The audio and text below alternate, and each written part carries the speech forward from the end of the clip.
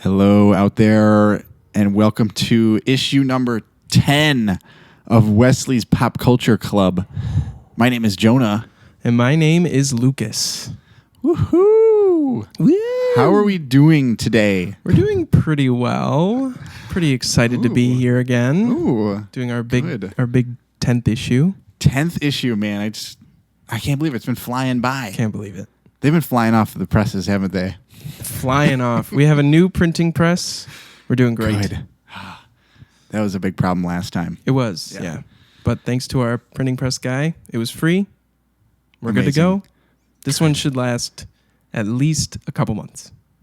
Okay. Well, that's really all we need, I think, right? That's all we need. Yeah. Just a little bit at a time. Yeah. Yeah. We're getting them for free, so.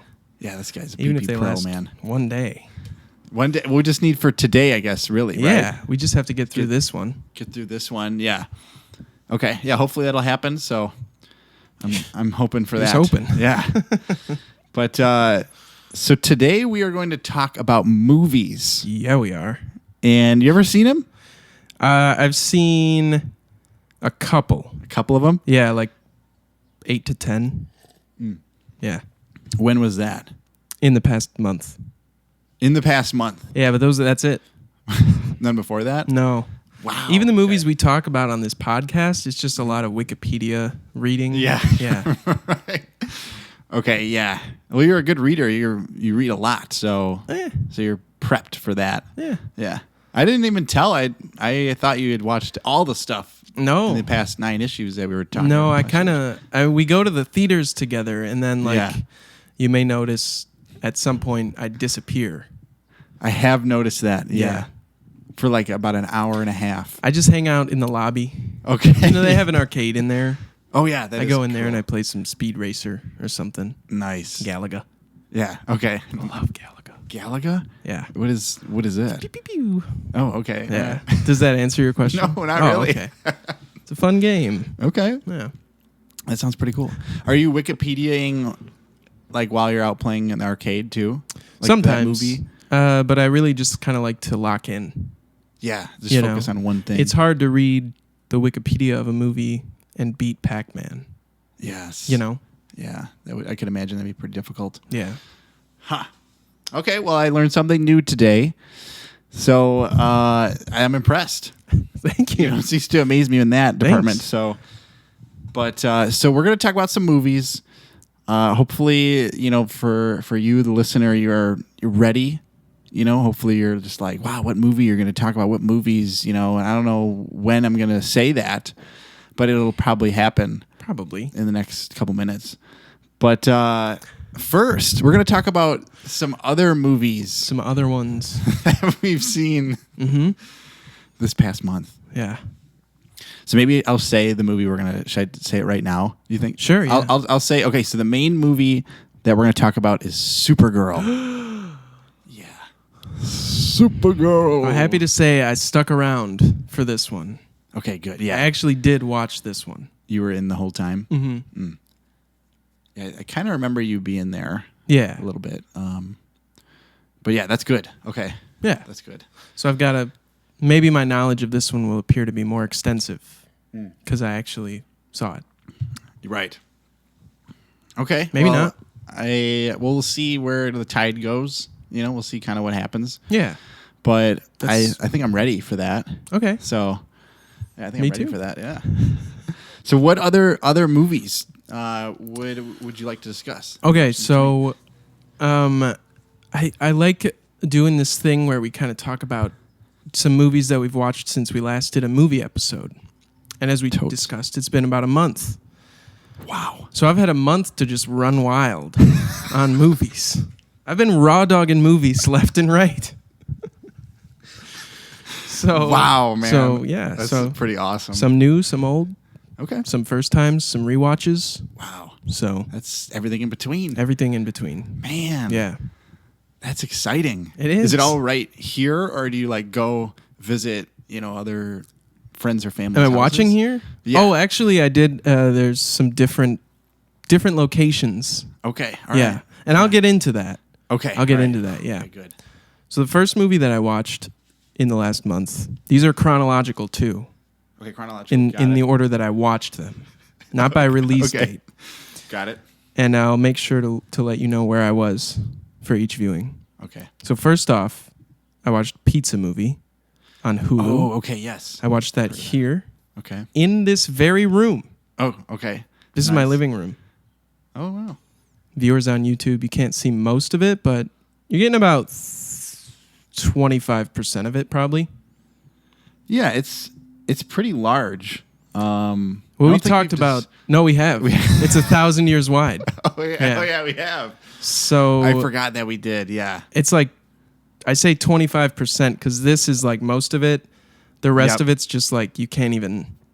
It's 25% of what you'd be able to see with the naked eye. Got it. If you were to look out. Like in space, right? Because what is the human... You can see like 2 miles or something? I'm not sure. That seems like a lot. It does seem like a lot, Seems like pretty far. I don't know. Yeah. Maybe I'm wrong. If you're nearsighted, you're not going to be able to see that far. Oh, no, God, no. No. A couple inches. Yeah, wait. Is nearsighted... Doesn't that mean you have trouble seeing things that are closer to you? No. It means you can see things that are closer better. Okay. Exactly, yep. Okay. I have no eye problem. My eyes are great, so I don't know anything about it. I've never been to an optometrist. Oh, okay. For myself. Oh. I go for other people sometimes, yeah. Yeah. Okay. Sometimes. All right. This is if fun I of it. feel like it. Yeah, it's a cool place to go to. I've been to it once, so. The optometrists are funny. So Pizza Movie was pretty good. Okay. It's a nice, it's just a goofy comedy movie, kind of like a modern day, like, feels like a classic stoner movie, just updated to today. Like, it's nice. Essentially about these 2 kids in college who order a pizza and take a bunch of drugs, and then they have to go get the pizza. I feel like that, I haven't done drugs, but I ordered a lot of pizzas back in my college days. Oh, so you're 50%. 50% there, right? I could see like half of it. And and so I could see that being very popular with the college kids. Oh, yeah. Yeah. No, yeah, I liked it. I thought it was very funny. None of it really made any sense, but the movie was very aware of that and kind of like was making fun of itself. So there's some good jokes in there. I laughed. Okay. I didn't cry. Not this time. We'll let it slide. We'll let it slide. I do remember we were talking about that when we watched Twisters.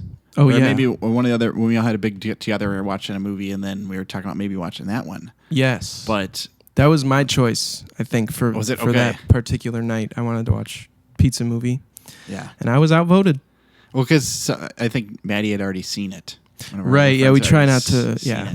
We do try to watch movies that none of us have seen in a group, so. Yeah. I think Twisters, that was a movie we watched. I thought it was decent. Yeah. We've talked about it. We did. Go listen to our Mandalorian episode. Yes. 6 or whatever. Yeah. Okay, so next movie I saw, this one was a theater watch.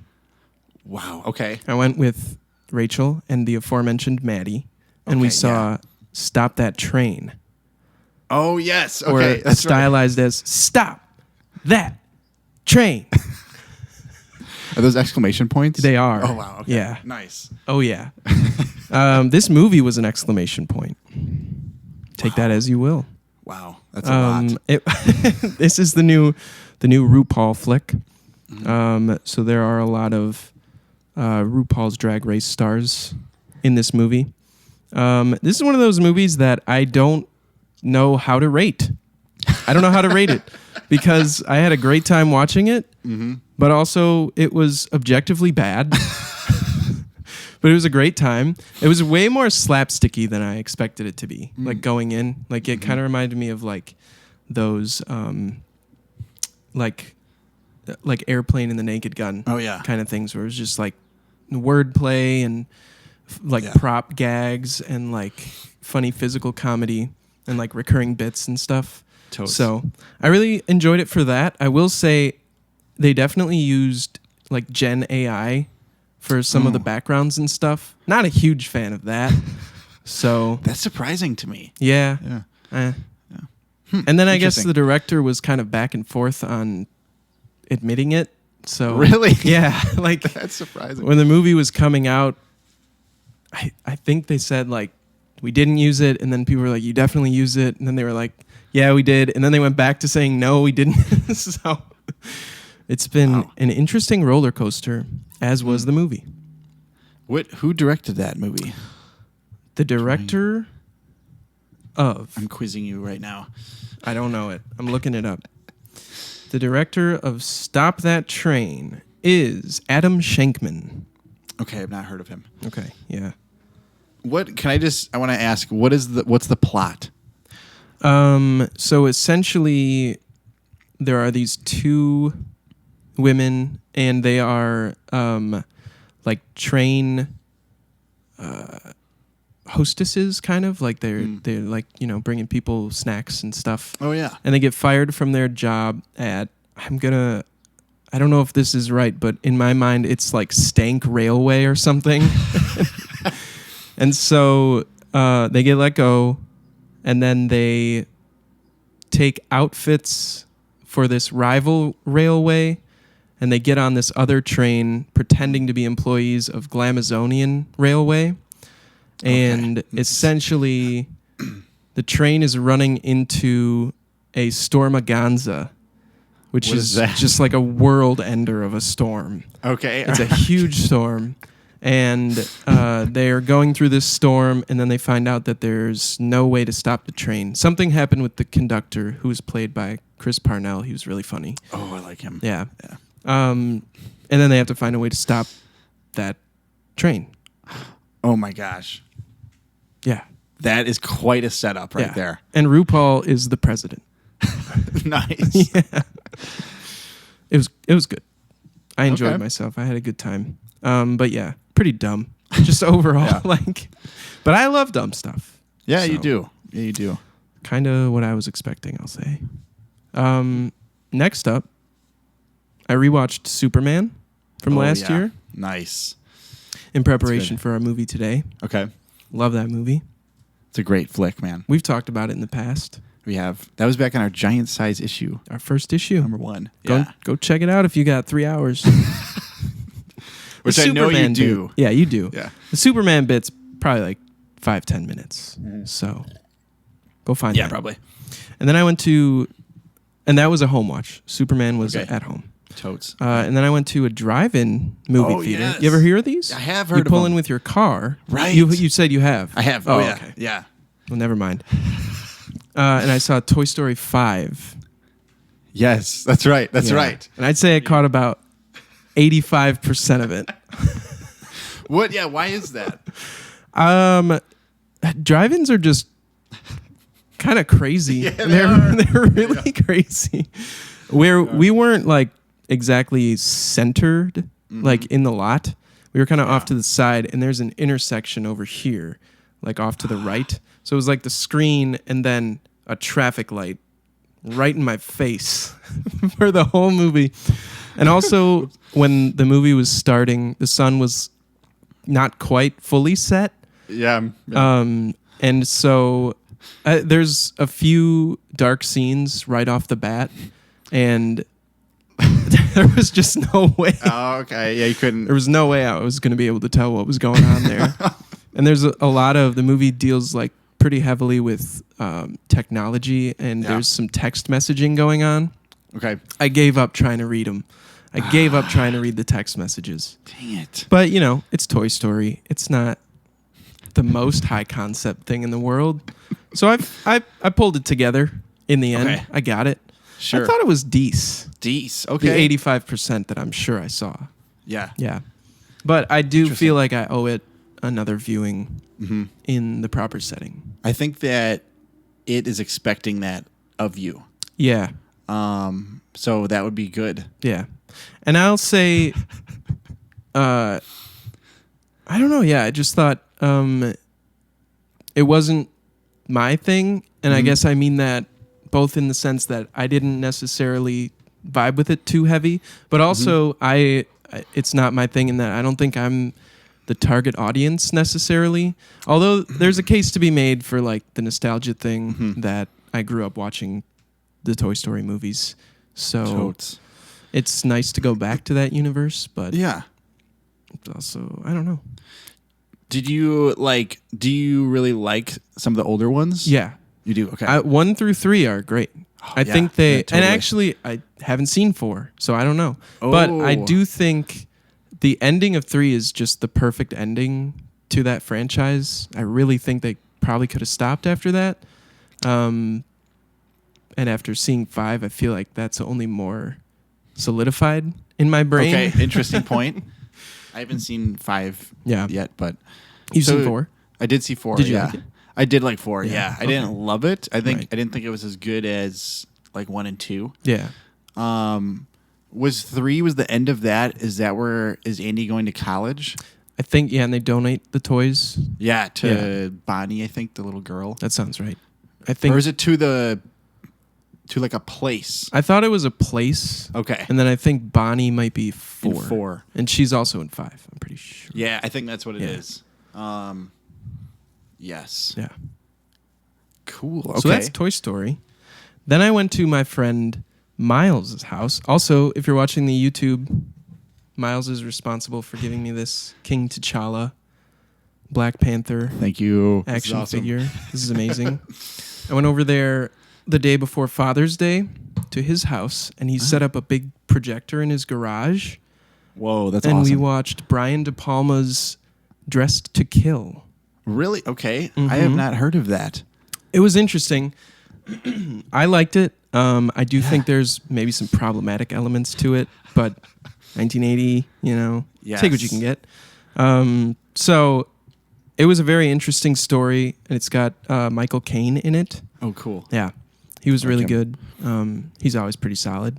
I was saying I think he's had the same voice since he was probably 10. What are you doing over there? Come on. Right. So yeah, that one was fun. It was a good time, good excuse to hang out with some friends, and he had a great sound system, and the projector was really cool. So hopefully more to come of those. That sounds sweet. Yeah. Then on Father's Day, I went over to my dad's place. Oh, yeah. He okay. grilled us up some steaks, Wow. and we watched High Crimes. High Crimes. High Crimes. Okay, what is this one? This is a 2002 thriller starring Ashley Judd, Okay. Jim Caviezel. I don't know either of these people, I don't think. How about this one? Morgan Freeman. Yes. Yeah, you know him. I know him, yes. And a very young Adam Scott. Really? Okay. It was good. Cool. It was Ashley Judd is a lawyer, and she's married to Jim Caviezel, and Jim Caviezel is a veteran, and they're like out on a walk, and he's suddenly arrested and put into like military prison for war crimes. Whoa. So she becomes his defense Okay. and tries to prove his innocence. There's a few twists and turns in it. It was good though. Okay. I liked it overall. Pretty good. What made you guys pick that one? I don't know. He gave the remote to me, and I couldn't find anything. Nice. And so I gave it back to him, and he said, "I've been watching movies from 2002." And then he picked that one, and I was like, "All right." I think he had cool. seen it before, but that was a first timer for me. And then my last two kind of go hand in hand. These are both home watches. Okay. I watched them in this room. Spider-Man: Homecoming Oh, cool. and Spider-Man: Far From Home. All right. Yep. Wow. Those are both great. What are your thoughts on those? I love those movies. Yeah. Yeah. I think Same. Homecoming for me is a little bit stronger just because I think Far From Home is a little more, they're leaning kind of into the goofy side of things, which is fine. I like that. But it does get quite dark, and like the second half of Far From Home is some of the best Spider-Man stuff I think out there. So they both have their moments, but I like them both. The real heavy hitter for me is No Way Home. That's the third one, right? Yeah. Yeah, I got to rewatch that one. Yeah. That one is because you got the 3 Spider-Men, Right. like the actors. Like that's pretty cool. They did that. Yeah. And you got Brand New Day coming up, Yes. which seems like it'll be kind of affected by the stuff that happened in No Way Home. So Yeah. So that's Dude, it that's for a me. lot of movies. That's a lot of movies. How many was that then? Like 7? 4. No. I think it was 8. 8. Jinx. 8. Dude, nice. Yeah. I'm gonna good. flip it around on you. Okay, yeah. What have Flip it you over to seen me. recently? Because Dude, I know you yeah. made a little expedition to see something. I did a little expediting, and I did see with two of my friends. We saw the Jack Johnson Surfle Music, the documentary, Nice. and it was really cool. It was like so that was in a movie theater. Okay. Okay. Thank you. So that was in a specific movie theater. And it was kind of like a limited release. Right. It's like all throughout the world too. I Yeah. saw. So it was kind of cool. But it was awesome. It kind of talked about like they like broke it down. Like the first part was like surf, then film and music. Oh, I like that. Yeah, like kind of thirds. And it was basically like about Jack Johnson's his life. Nice. So yeah, so like he started out as like a semi-pro surfer, pretty much. He was surfing when he was a kid, and then like it was just it was really cool how they showed that when he was younger, and then he got into like a really bad surf accident. Mm. He was in the hospital, and then at that time is when he started playing guitar more because he just like couldn't go out and surf. When you say surf accident, what is this? Like he fell? It was Was it an attack of some It sort? it wasn't an attack. Okay. No, it was like he like crashed into like some coral reef. Ooh. Yeah, and like he like knocked out his front or like his teeth, Oof. and it had like a gash somewhere on his face, and then I think he was in like a sling too. I think so, Brutal. but like his face got kind of like hit pretty hard. Yeah. So yeah, it looked pretty bad. Damn. So I think he was like 17 or 18 when that happened. And then so then he just like started playing guitar. I think it was like a picture of him like in like the hospital bed playing guitar or something. Okay. Nice. So yeah, and then he just like played for a while, and then he got really good. I thought it was really interesting too that so like I know like some like surf pros, like I've heard of them. Mm-hmm. I'm not like friends with them, which would be cool. Yeah, that would be cool. But there was like a group of them that all grew up together. So it was like Jack Johnson, and then Rob Machado was one of the guys' names. Okay. Kelly Slater. And then there was another guy, Tamayo Perry, I think's his name. And then there was like a younger guy, what is it? John Florence. Okay. And he like I think he's like around our age, maybe a little older, because I believe he was in the last Olympics representing the U.S. Yes. Damn. So like all those dudes, maybe besides Tamayo Perry, because he passed away, but were like world class surfers. And I thought it was really interesting that they were like a group of friends. So like they like would kind of play music and just like hang out. But it's funny to see how like, because I think Kelly Slater was like a 10-time world champion or something crazy. Jeez. Yeah. So, but then like there's all this like footage. We've done 10 of these. Just saying. Yeah. we're getting there, right? If all of 10 them times. are world champion episodes or issues, We could be in the same conversation. we're now 10-time champs. Who decides that? Is somebody gonna Me. let us know? Oh, you're gonna. Yeah. Okay. So you think we've done it? Yeah. Nice, man. We've done it. Sweet. I'm Judge, Judy, and executioner. Wow. Yeah. That's a lot to handle. Wow. You don't I'm really doing look okay. like her though, Who? Judge Judy. Who's that? You know who that is? You don't know who that is? No. I thought you were her. No. No. No. Okay. No, I'm me. That's a different lady then. Must be. Yeah. Okay. You thinking well, of Ashley Judd? No, I don't know who that is. Oh, okay.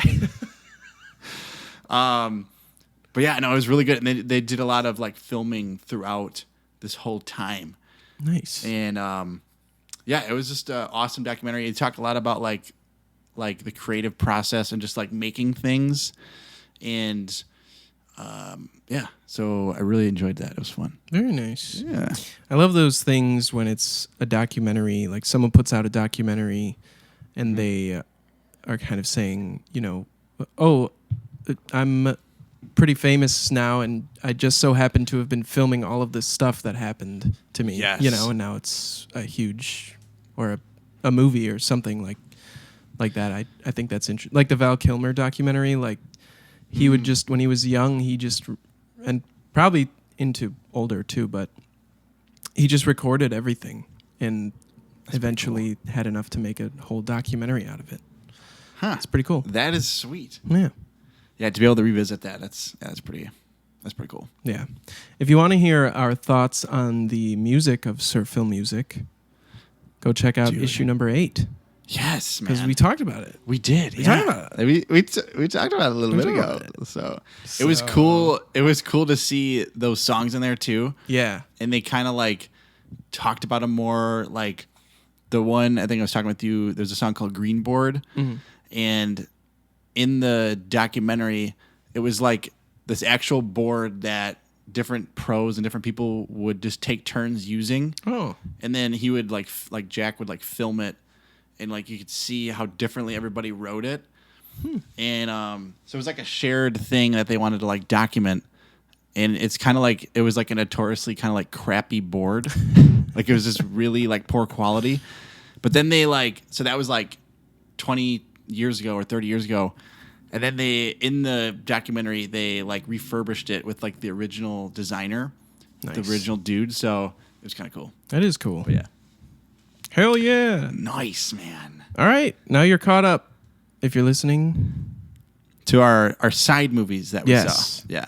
Now we're going to get to the meat and potatoes of this issue. The taters. And we are talking about, as Jonah mentioned earlier, Supergirl. Doof, doof, doof. What's that? I don't know. You playing Pac-Man? No. Oh. I was shooting. That noise sounded really familiar to me. Yeah. It was kind of cool. That was cool. You could be a Foley artist. Oh, yes. Yeah. That would be... Do a helicopter. That would be fun. I'm telling you, close my eyes. It sounds like there's a helicopter in here. It's a little windy. I thought I was going to get hit. Yeah, well, you got to be careful, okay? We can't do that anymore. I'm All right. scared. Okay, yeah. We'll take it one at a time. Yeah. All right. So we were talking before recording here. Yeah. And I think what we're going to do here is kind of take our listeners through the plot a little bit. And then at the end, we'll give our reviews, if you will, as to what we thought. I like this. Yeah. Okay. So I've written down some, probably too much, but some main plot things here. Okay. To get us through. This movie, Supergirl, 2026, directed by Craig Gillespie and written by Ana Nogueira, is about an hour and 48 minutes long. And here's some plot. Ready? Okay. This movie starts with Kara Zor-El, who's Supergirl. She's on a bender. She is visiting planets with red suns, celebrating her 23rd birthday. She is regularly ignoring calls from Superman and dismissive to him when she actually does talk to him. He kind of wants her to come back to Earth and settle down. At the same time, these guys, the Brigands, led by Creme of the Yellow Hills, a bad hombre if ever I've seen one. We really get a lot of bad hombres in the show. We really do. Yeah. They descend on this planet. They come to the sort of major side character, Ruthie. They come to her house. They kill her entire family. During the course of this interaction, explosives are detonated, and their ship is destroyed. Now, Ruthie escapes with a sword made by her father. She goes to a bar where Supergirl is partying and asks for help, sort of getting vengeance on this Creme guy, right? Mm-hmm. And I want to say this is my first interjection here. Okay, yeah. There's a song playing during this scene that's a great song called Catch These Fists by Wet Leg. And Supergirl's kind of dancing, and she trips over the aux cord, or maybe Crypto does. I think Crypto pulls it out at one point. Yeah. And it cuts out very suddenly, but great song. If you haven't heard it, check it out. It's a good one. And then a patron of the bar steals Ruthie's sword, is about to leave when Supergirl fights him and gets Ruthie the sword back, but declines to help her on her quest. The next morning, Ruthie shows up at her ship and once again asks for her help. And once again, Supergirl's like, nah. And then at the same time, they're out walking Krypto. Krem of the Yellow Hills and his brigands come up to the ship, and they take the ship and they shoot Krypto with a poisoned dart. Shouldn't have done that. Shouldn't have done that. Shouldn't have done it. Big bad move by a bad hombre. So Supergirl takes Krypto to like an alien vet or something, yes, and discovers that he has 72 hours to live. She has 72 hours to find a cure. So she embarks on her own mission to retrieve the antidote, which Krem keeps on his person as an interrogation tactic. She tells Ruthie to look after Krypto while she is gone and leaves without her.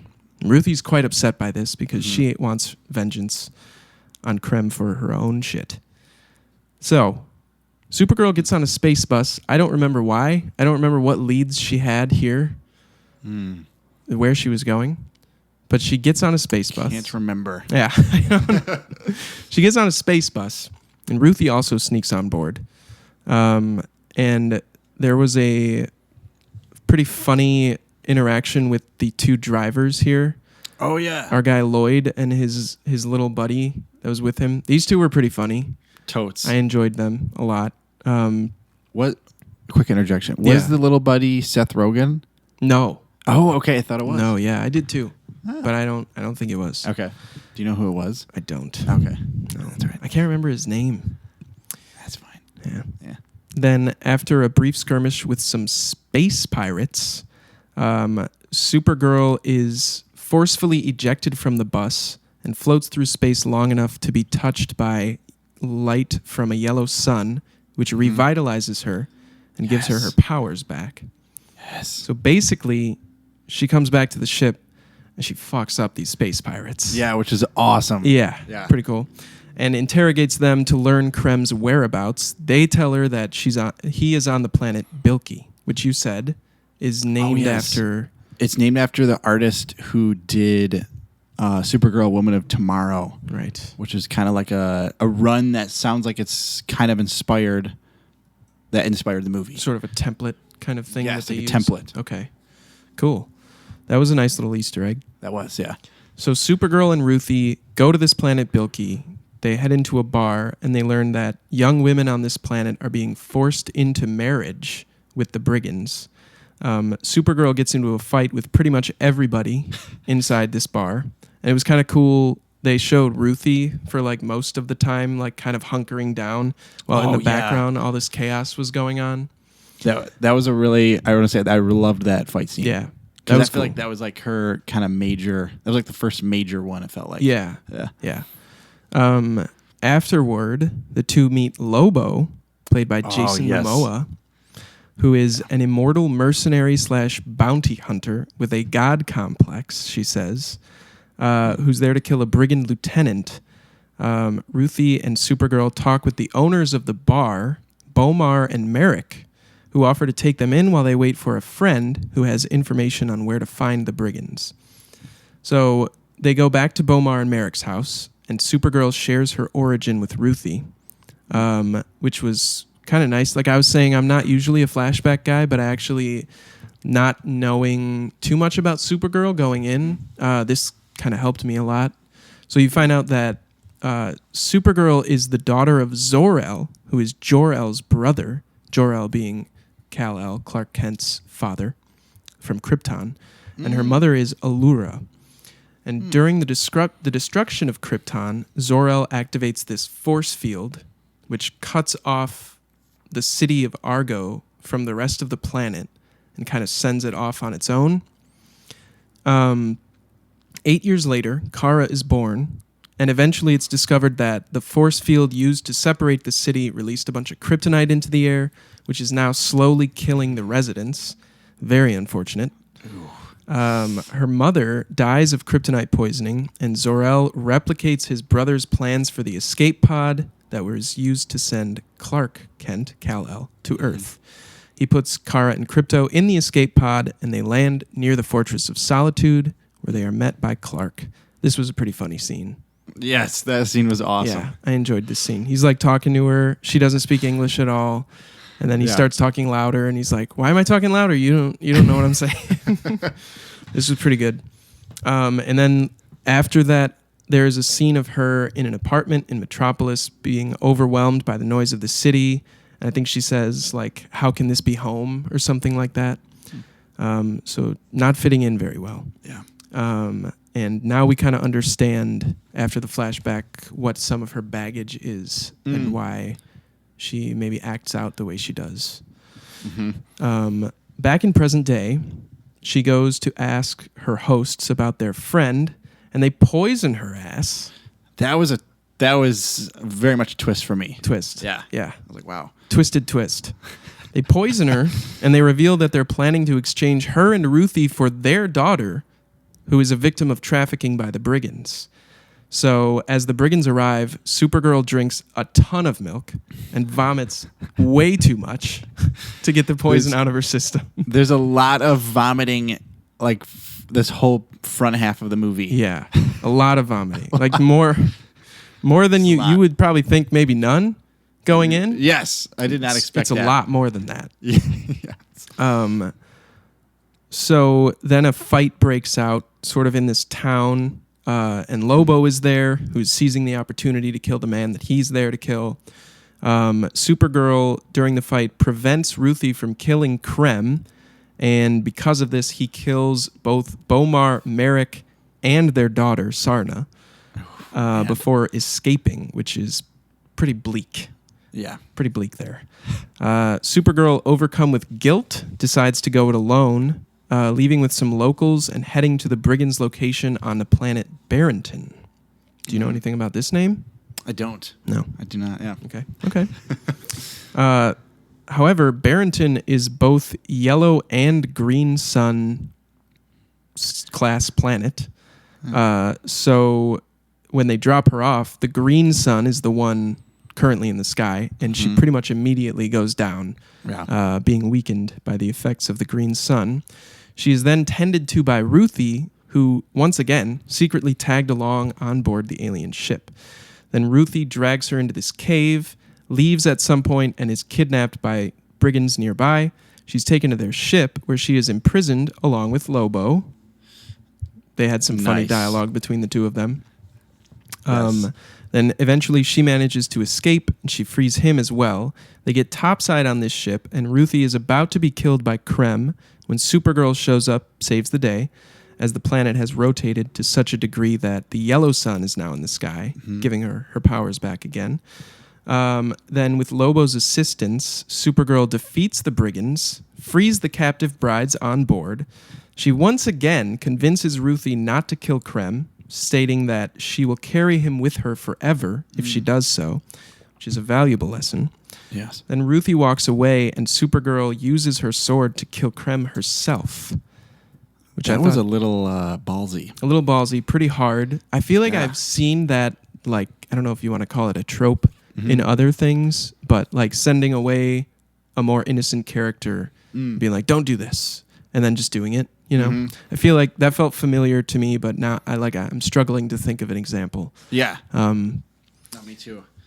But so then Supergirl recovers the antidote, returns to Krypto, saves him in time. Ruthie and Supergirl finish celebrating her 23rd birthday, and Supergirl returns to Earth, has a reunion with Clark, and affirms that she is there to stay. Oh, yes. No post-credits scene. Yeah, that was surprising. They got to start putting up disclaimers. Yes, that would be nice, because it's like 5 minutes. We sat around for 5 minutes. Yes. We could have been Wikipediaing what happened in the movie during that time. Yes. Yeah. I could have been looking at reviews to figure out how I should feel about this movie. Same, brother. Anyways, like I said, I wrote down too much for the plot, but that's it. That was it. That's exactly what happened in that movie. No, thank you for that, because it helped fill some gaps. Yes. And it was fun to visualize it while you were saying. Now we're more equipped to talk about it. We are more equipped in our tool belts, our podcast tool belts. Yes. That are given to us by certain people that we can't talk about. No. No. I'm gonna shut this down If I because do, right? you're getting too close. Okay, all right, good. Okay. But Jonah, I gotta ask, Yes. what did you think of this movie? So I thought it was pretty good. Okay, I did not love this. sure. Like, oh my gosh, I love this. That was not my reaction. I've seen your reaction when that's the case. This was not that. There was not that. It was not that. It was not the same. Look, let me reason with you here. Let me Sure. just be straight with you. Rib. So, you know what I'm saying? So, I like I'm thankful to get a Supergirl or like that universe themed type of movie. Right. Because that's just fun. It's kind of like with Captain America last year. I love that character. I'm happy we got one. Right. So this kind of was like that. It wasn't like an amazing story to me. Yeah. So I would say at a broad view, that's kind of how I felt. And then a couple other things.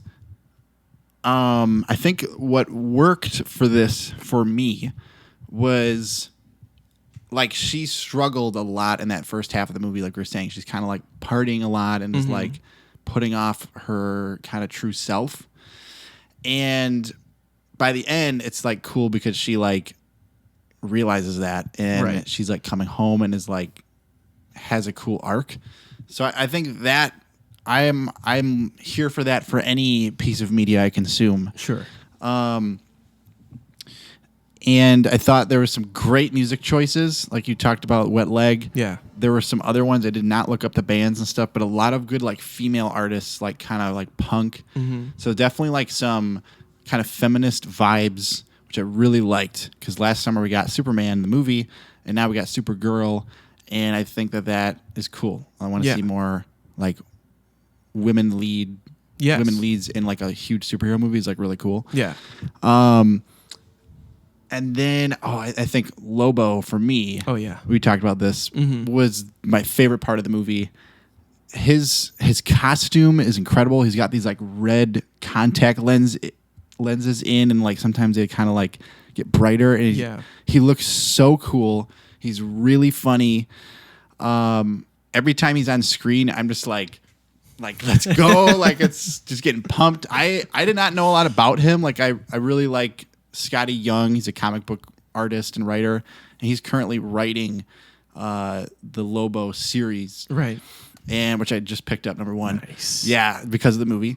But that was my first introduction to the character. Like maybe like I saw him on like one other comic book, but not on like screen. So I think he's really cool. Their duo kind of aspect is really cool because they're like very opposite. So Lobo was cool, and then I think also like having Clark in there was cool as well. That was like, so yeah, I think they kind of like guided the story, kind of held the glue a little bit when it was sometimes kind of falling apart.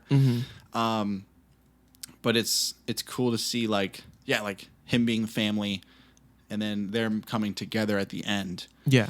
So, but those are my like general thoughts. Okay. How about you?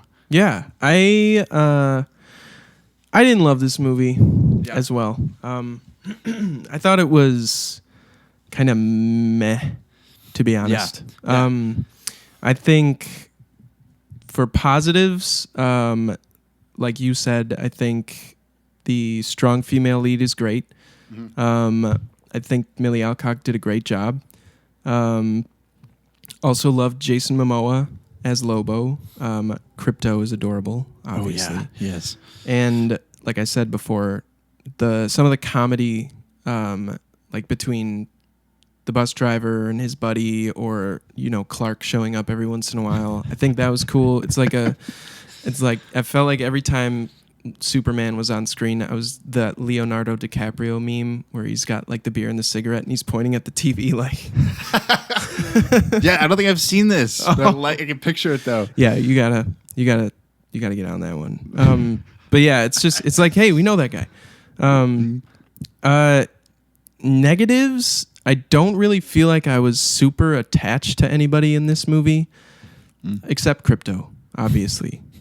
That guy was cute as hell. Yeah. I mean, I think certainly I feel some sort of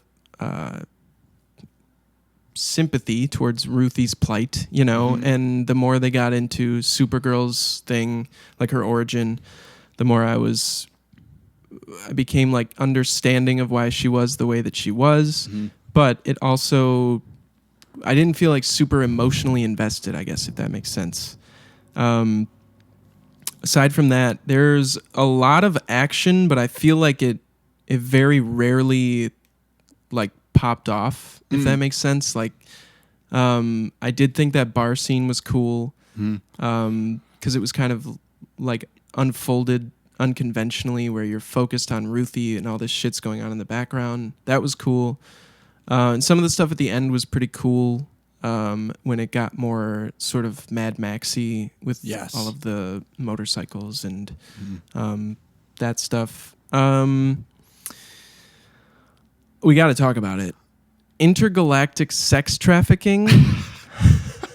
I told you this after the movie. Not fun. Not fun at all. Not fun. And I get it. I know, like you were talking about, this movie does kind of takes the sort of that feminist lens. And I will say it was very satisfying to see her beat the shit out of all these people at the end. It was great. Yeah. I just don't know if Supergirl is the movie for intergalactic sex trafficking. I don't know.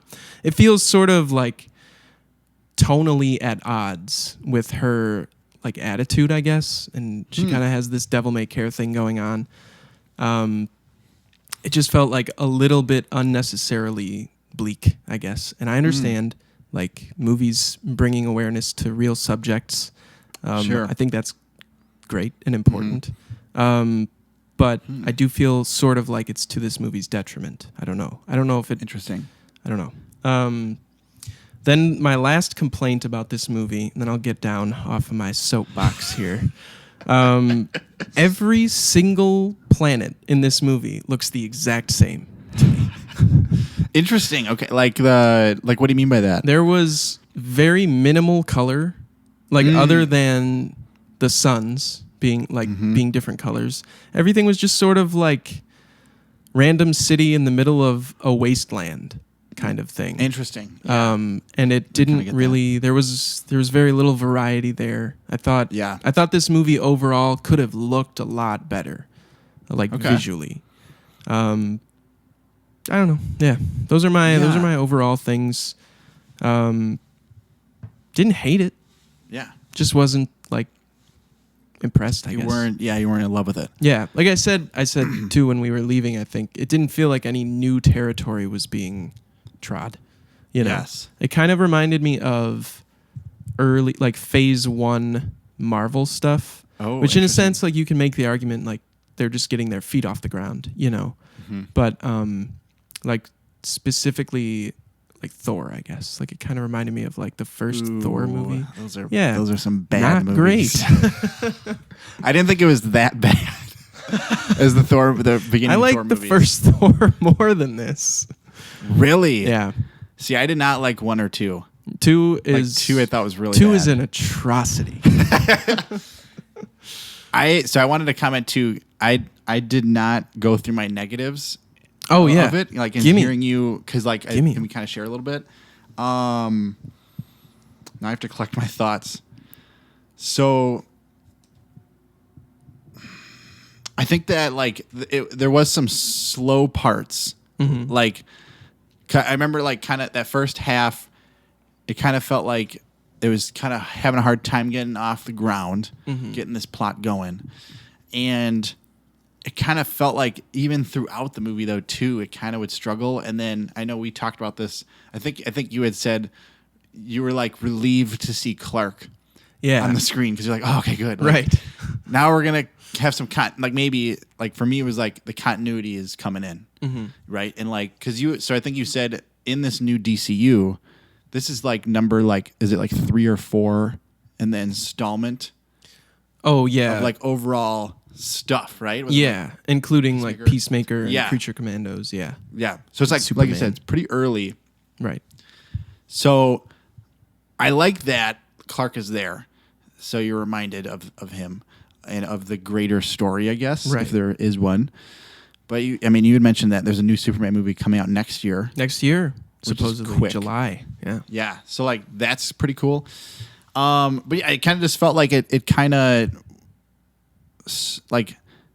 wasn't. I lost my focus a little bit a couple times because it just like that first part of the movie was like so focused on her, like just partying and it was like, all right, I get that after like 5 to 10 minutes. Yeah. But it kind of had a hard time like getting off the ground. It felt like. Yeah, it's like I feel like I've been critical of certain movies in the past that we've talked about, like Mario, for instance. Like it felt like maybe they were trying to do too much. It almost feels like this movie wasn't doing enough plot-wise. Like it's literally kill Krem, save Crypto.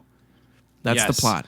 It is quite simple. So I think it kind of gets like, I hear you, like there were definitely certain parts where I was kind of checking out mentally a little bit. Yeah. But yeah, so anyways. No, yeah, I think that's kind of like my main one. Like the other part with, like I was kind of looking, because I had known that this movie was somewhat based on that comic that like I was mentioning before, which is one I want to read. It's supposed to be awesome. But I think I was kind of hoping Clark wouldn't have been in this. I'm not going to lie. I was very happy to see David Corenswet's name at the beginning. Right. Like that he was going to be in it. I was like, oh, sweet. But like, I want to just see her be completely on her own. And like, I want to know, because I didn't know a lot about that character anyways coming in.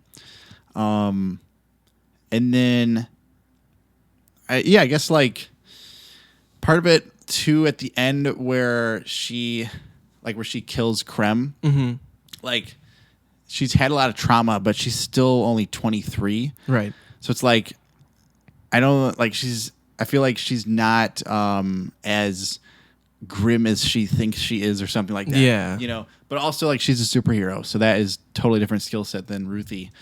But that was like, I was kind of surprised they did that. I thought like that was kind of cool that they did that because it was a twist. Yeah. But I don't know. It was like, I guess, kind of a little odd. Again, but yeah, it's like it is satisfying that this guy's dead. Like it's a net positive for the world, the universe. But it does feel like it feels somewhat out of character, I guess, or I don't know, just kind of like I said, like tonally separate from the rest of what's going on. I don't know. I was kind of surprised because Superman was so high quality. And then like from what I've been hearing about like Peacemaker and like also just stuff that anything James Gunn has done, I've really enjoyed. Yeah. And so I feel like this, even though like I don't think James Gunn was really involved with this one that much. I'm sure he executive produced it. Yeah, maybe like that. Yeah. You know, but like, yeah, I thought this one like wasn't quite as cool to me. Yeah. But yeah. I hear you. I think that's it for me. Yeah, But same yeah. here. Cool. Well, all right. Well, that's Supergirl, huh? We got it. That's it. It is out right now. It is out. So, And I have this film. I have one more thing. This film is projected currently to lose the studio $85 to $125 million. Really? Wow, that's like a tank then. Yeah, Oh wow. it's really not doing well. That kind of sucks, man. We did our part. Yeah. We went and saw it. Yeah, we got to check it out. That's like a lot of money. But maybe not a lot to the studio. Like, I wonder what the budget was. I think it was something like 170 million. That's pretty close to that. Most of half or more of the budget, I think. Wow. Oh, wow. That's like Not really great. bad then. Yeah, not great. Yeah. What are you going to do? I don't know, man. It's showbiz, baby. It's mostly out of your control. Exactly. Yeah, I always wonder what goes into that. Like, do people just decide based on a trailer, I don't want to see this? Or do they wait for like the first word to come out and then they decide, oh, this isn't good, I'm not going to go see it? So that's an interesting question. What do you do in that situation? I'm going to posit this to you. Well, I went and saw it. Well, that honestly, I went in with pretty low expectations too. You did tell me that, yeah. And I went and saw it despite that. So I guess usually I vibe things out based on a trailer. Okay, all right. Yeah. Cool. I can kind of tell if they're giving too much away in a trailer, it feels like they don't believe in the thing that they're selling to me, you know. When a trailer's like more mysterious, I feel like I'm more likely to go see that movie. Mm-hmm.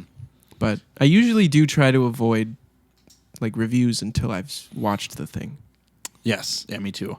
So I guess for me it would be more of a trailer based thing. What like if there's one coming out in the future, a movie coming out in the future, what makes you want to see it? And is it only trailer based, or is it like something else? Definitely not. No, I feel like it's a combo of directors, cast, people who are in it, who wrote it, you know, like just creative side of things. I feel like I kind of know who I like. But if it's, say, for example, like a new director, like Curry Barker with Obsession, you know, that one was kind of a word of mouth thing. That actually happened the opposite, where I saw the trailer and I was like, I don't know. And then I began to hear about how good it was and then went and saw it. So maybe it happens both ways. Interesting, yes. That's how it was for me with Sheep Detectives. Yeah. Yeah. So I like, because like some of it is for me definitely a bandwagon thing. Sure. Like where I'm like, because I kept hearing good reviews. Yeah. Well, I was interested in that movie in an ironic way. Like I did not expect that movie to be that good. Yes. And then as it got closer, we started hearing more about it. And then I think we were kind of locked in on going to see it. Because, I remember you said you and Maddy were going to see it either way. Right. It sounded like. Yeah. Is that because of the animals? Like the animal factor? Honestly, for me, it's Huge Jacked Man. I'm there for Huge. I love him. I love that guy. Huge. But even that movie had a really good cast. So yes, it did. You know, I don't know. I was just going to go check out this thing that a bunch of people who I like put together. And I'd be it's a movie, you know? I'm going to have a good time. It doesn't matter if it's... I mean, obviously, I'd like to see a movie that I like. But if I go and it's kind of shitty, then I can have a fun experience that way, you know? Yeah, okay. It's very rare that a movie is just right in the middle that's just like boring enough not to be funny or interesting. I don't feel like... I know that I also am not going out of my way to watch things that I don't think I'll like, you know? Yes. Yeah, you have some standards. Sure. I guess. Totes. All right. Well, anyways, we did not discuss prior what our movie for next month would be. Oh, I forgot about that. But I think it's pretty safe to say we've already got our tickets. Yes, right? we do. So should we say it? Do it? You want to say it? Okay, sure, yeah. All right, I'll drum roll. All right. Next month, we are going to see The Odyssey. Whoa! Holy cannoli. Holy cannoli. Holy moly. Holy cowsers. Holy cowsers. We have our tickets already. Got our ticks. Which is awesome. Yep. And that's going to be cool. We're seeing it in 70 millimeter. Is that correct? Right. Yeah. I have never seen a movie like that. Really? Yeah, I don't think I have. Yeah. I've seen one that I can think of. I went to the Hateful Eight Road show.